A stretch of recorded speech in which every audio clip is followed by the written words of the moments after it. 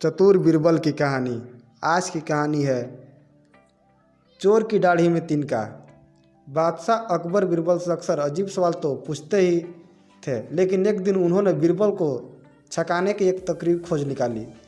उन्होंने अपनी बेशकीमती अंगूठी छिपाकर एक सरदार को दे दी और उससे बात छिपा कर रखने के लिए कहा। जब बीरबल उनके पास आए तो बादशाह ने कहा, आज हमारी अंगूठी खो गई है।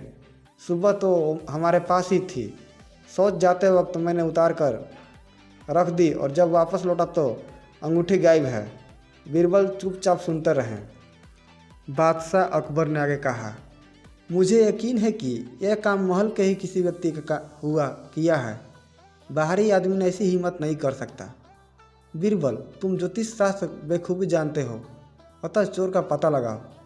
बीरबल ने उस जगह का पता पूछा जहां उन्होंने सोच जाने से पहले अंगूठी रखी थी। बादशाह अकबर ने एक अलमारी को इशारा किया।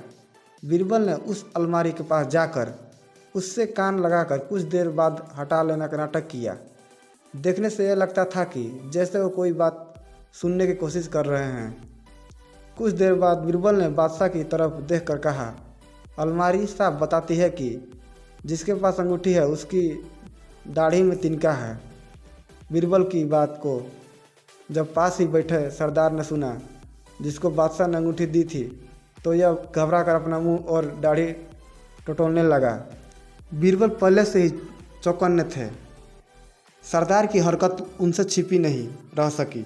फौरन ही बीरबल ने उस सरदार को पकड़कर बादशाह के सामने पेश किया और कहा, जहाँपनाह, आपकी अंगूठी की चोर यही है। यह बात बादशाह पहले से ही जानते थे। वह बीरबल की इस चतुराई से बेहद खुश हुए।